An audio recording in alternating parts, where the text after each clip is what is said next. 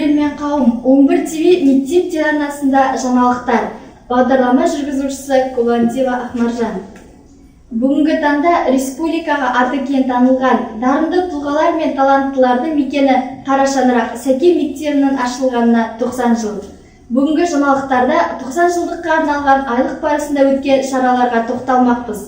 Ендеше назарларыңыз бізде болсын. Мектебімізде дәстүрге айналған ұстаздар күні аталып өтті. Қазан айының бірінші аптасында баршамызға белгілі аяулы ұстаздарымыздың төл мерекесі.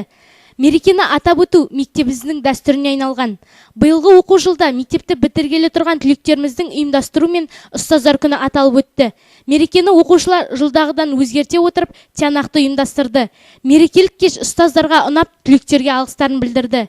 Сонымен қатар ұстаздарға көмек әрі үлгі ретінде қазан айының 3 күні мектеп бітіруші 11 сынып оқушылары дублер күні ұйымдастырды. Бұл күнде ұстаздар орнына 11 сынып оқушылары сабақ беріп, аяулы ұстаздарына көмек әрі өздеріне өмірлік сабақ ретінде ынтамен ықыласпен ұйымдастырды. Репортажды дайындаған мен, Сағатова Айдана, 11 ТВ үшін. Үздік педагог 2014 атаған мектебіміздің математика пәнінің мұғалімі Казиханов Серік Мендібайұлы иеленді. Соңғы 3 жылда республика деңгейінде ұйымдастырылып жүрген үздік педагог байқауынан қатарынан 3 жыл бойы мектебіміздің ұстаздары жүлделі орындарға ие болып жүр. Биылғы оқу жылы ұйымдастырылған үздік педагог 2014 байқауынан мектебіміздің математика пәнінің мұғалімі Казиханов Серік Мендібайұлы үздік педагог 2014 атағына ие болды.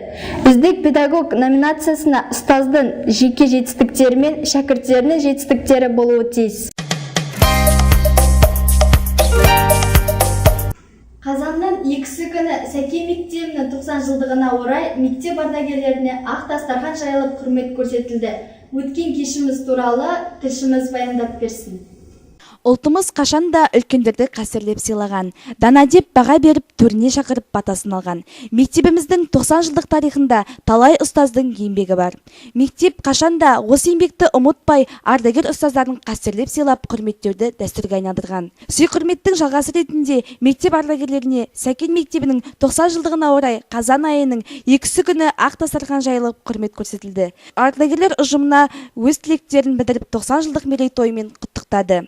Сәттілік тілеп, қашанда мектеп өмірінің барысын сұрап біліп отыратындарын айтып, алғыстарын білдірді. Ғазизова Назарке, арнайы 11 ТВ үшін. Мектебімізде алғаш рет мектеп телеарнасының 11 ТВ-дің тұсаукесері болып өтті. Өткен шара жөніндегі мәліметті тілшіміз айтып береді. Сәкен мектебінің 90 жылдығы, Сәкен Сейфуллин туғанына 20 жыл толуына орай мектебімізде жаңа жоба мектеп тынысы мен қоғамдық өмірінің айнасы мектеп телеарнасы 11 ТВ құрылды. Мектеп телеарнасы 11 ТВ-дің ашылуы салтанатты түрде өткізіліп, 11 ТВ-дің алғашқы хабарларын мектеп оқушылары мен ұстаздар тамашалады. 11 ТВ-дің хабары интернеттегі мектеп сайтына да шығып, барша жұрттың көруіне мүмкіндік берілді. Жаңа жоба бастамасы оқушылар көңілінен шығып, қызығушылықтарын тудырып, серпіліс бергенде болды.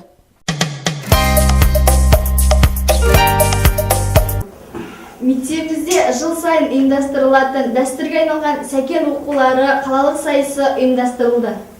Сәкен мектебі ұлттық мәдениеттің ұясы атты Сәкен мектебінің 90 жылдығы Сәкен Сейфуллиннің туғанына 120 жыл толуына орай ұйымдастырылған қалалық Сәкен оқулары сайысы мектебімізде дәстүрге айналған. Биылғы оқу жылда 90 жылдыққа арналған Сәкен оқулары сайысы жоғарғы деңгейде өтті. Сайысқа қала мектептерінен 22 мектеп оқушылары қатысты. Әдеттегіде 5 номинация бойынша сайыс оздырылды. Ақын өлеңдерін, поэмаларын үзінді жатқа мәнерлеп оқу, ақын туралы белгілі ақындардың өлеңдерін, поэмаларын, драмалық шығармаларынан үзінді жатқа мәнерлеп оқу бойынша жас ақындардың Сәкен аға рухына арнап шығарған жеке өлеңдерін мәнерлеп оқу мен Сәкен шығармаларына сурет салу және Сәкен әндерін орындау бойынша сайыстар ұйымдастырылып, сайысқа қатысушы оқушылар өз өнерлерін көрсетті. Репортажды дайындаған мен, Сағатова Айдана. Білімді ұрпақ тәуелсіз елдің тұғыры атты жоғары оқу орындары мен мектеп арасындағы сабақтастықты жетілдіру мақсатында дөңгелек үстел ұйымдастырылды. 2014 жылы қазанның 8 күні мектебімізде Сәкен Сейфуллиннің 120, мектебіміздің 90 жылдығына арналған жаратылыстану математика бағыты бойынша нақты ғылым дүние кілті бүгінде тақырыбындағы мерекелік іс-шаралар аясындағы білімді ұрпақ тәуелсіз елдің тұғыры атты жоғары оқу орындары мен мектеп арасындағы сабақтастықты жетілдіру мақсатында дөңгелек үстел өткізілді. Дөңгелек үстелге мектеп директоры Ерсайын Қадырұлы Сапаров, мектеп әкімшілігі, мектебіміздің жаратылыстану математика пәндерінің мұғалімдері және Махамбет Өтемісұлы атындағы Батыс Қазақстан мемлекеттік университетінің физика, математика, жаратылыстану факультеттерінің оқытушылары, химия ғылымдарының кандидаты доцент Ниязбекова Ақтоты Болатқызы, химия кафедрасының аға оқытушысы Исиева Гүлжан Бексұлтанқызы, педагогика ғылымдарының кандидаты доцент Медешева Айгүл Бақтығалиқызы, география кафедрасының аға оқытушысы Тұрғынбаев Ақан Асқарұлы қатысты.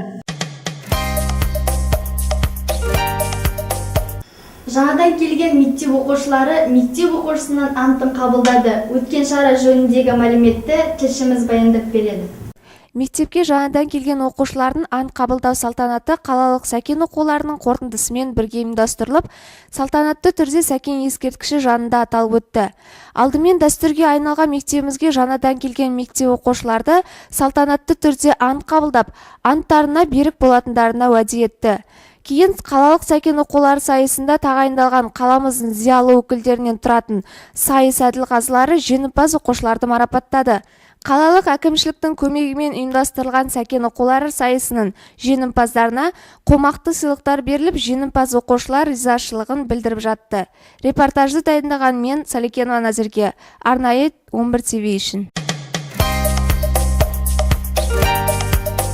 Мектебіміздің 90 жылдығына орай ұйымдастырылған айлық аясында инновациялық мектептер арасында олимпиада өткізілді. 2014 жылдың 7 қазанында мектебіміздің 90 жылдығын атап өту бағдарламасының аясында инновациялық мектептер арасында олимпиада өткізілді.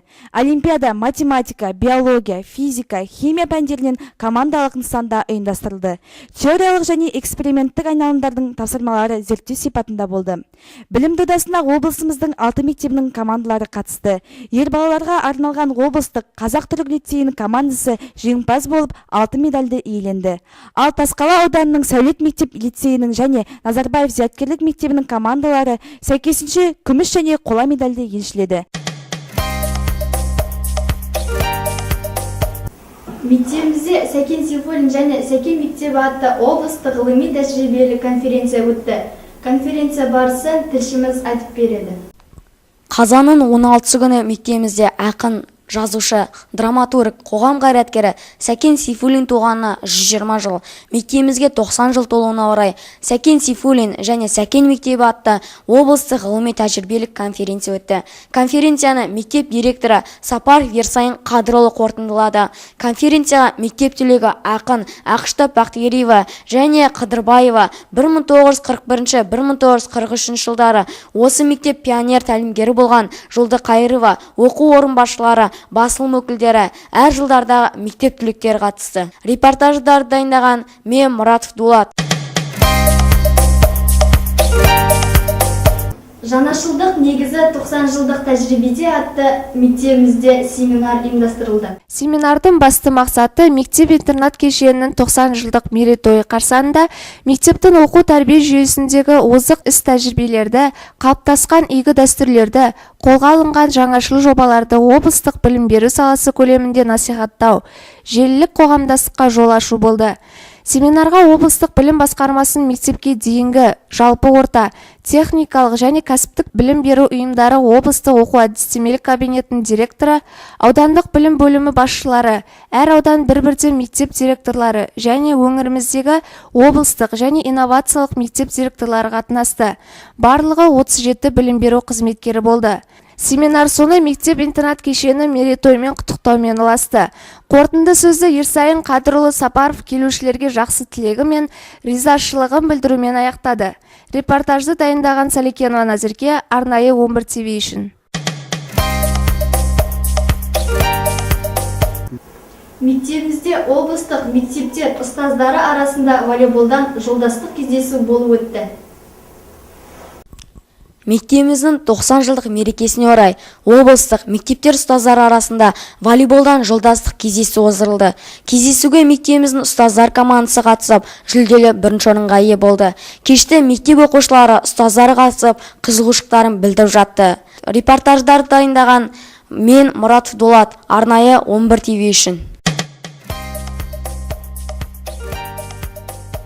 22 қазан күні Сәкен мектебінің 90 жылдығына арналған «Әнім сенсің, мектебім» атты қорытынды мерекелік концерт ұйымдастырылды. Сәкен мектебінің 90 жылдық мерейтойына арналған «Әнім сенсің, мектебім» атты мерекелік концерті 22 қазан күні қаламыздың көрікті шаһарларының бірі облыстық Қазақ драма театрында өткізілді. Концертке мектебімізге қызмет қылған ардагерлеріміз, зиялы қауым өкілдері, ардагер мектеп шәкірттері, мектепте қызмет етуші барлық қызметкерлер шақырылып, үлкен қорытынды кеш болды. Кеште мектебіміздің 90 жылдығына арналған мектеп фильмінің тұсаукесері мен мектебіміздің 90 жылдығына арналып 1000 данамен жарық көрген дарын газеті таратылды. Кеш жоғары деңгейде өтіп, көрермен қауымның 10 бағасын алды. Арнайы 11 ТВ үшін мен Мұрат Дулат. Мектеп телевидениесінің жаңалықтар айдарынан көретін бағдарламалар легі осындай. Әр ай сайын мектеп өмірінің тынысы, қызықты оқиғалы мен қоғамдық өмірі 11 ТВ-мен бірге.